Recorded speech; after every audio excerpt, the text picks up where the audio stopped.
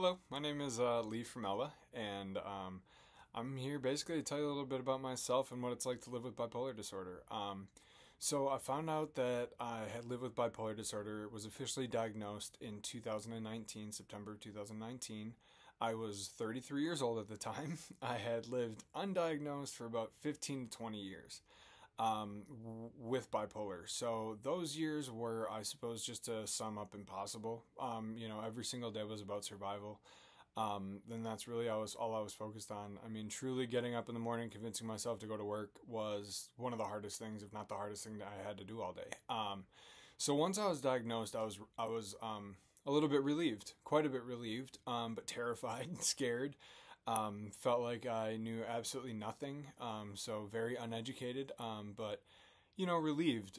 Glad that I had an answer, could start to formulate a plan, but obviously right away there's not. So immediately you have an answer, but there's nothing you can really do about it. So from that point on, I was referred to a psychiatrist, and was put on lamotrigine is what it is. What it does is it regulates mood.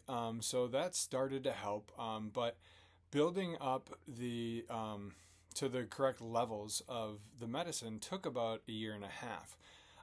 So in that time, everything was really, really confusing, terrifying again. I mean, I'm going to keep coming back to that word because it just was. You don't know what's going on.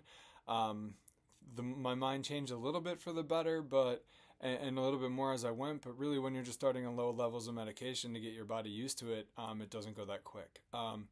So that being one of the biggest challenges I faced, was who the heck was I? Really, truly. So once I got medicated, it was all about trying to figure out who I was. How I re-enter society is what I guess I've come to learn to say about that. Is trying to figure out what I was going to look like medicated, living with bipolar but somewhat stable, how to find that stability. So those were all challenges, and finding a great therapist eventually helped. Finally found one about 6 months ago, actually. But before that is educating myself, learning as much as I could, setting up as many support systems around me as possible. And this is really something that I wish that I had done earlier, was learn how to ask for help. I really wish that I would have. I don't have any regrets, right? I was unmedicated. I was undiagnosed. I was a completely different person. But I wish that I'd learned how to accept and ask for help earlier. That has been a huge difference in my life, and that has led to me having much deeper, much greater relationships with my family, my best friends. I finally have a very stable relationship for 2.5 years, with the love of my life, and those are all things that I would not have dreamed of saying 3 years ago. Again, life felt impossible. Living a successful life, somewhat stable, felt really, really, really impossible. So really to this day, keeping those people around me, making sure that I don't drink. I don't drink anymore. I drink a lot of water. I don't drink a lot of caffeine. I eat really healthy. I understand this stuff sounds boring, but I cannot tell you how wonderful life is actually living it this way.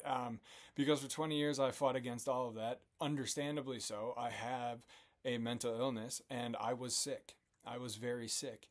And that's something that I'm trying to do now. And what helps me also in life is doing things like this, my advocacy work, sharing my story, meeting other people, and just learning as much as I can. That's what helped me get through, is pushing myself forward, learning new things, and going from there. So I guess my time is up here, but hopefully this helps. And always, you can feel free to reach out, find me at benefitsofbipolar.com and at benefitsofbipolar on Instagram.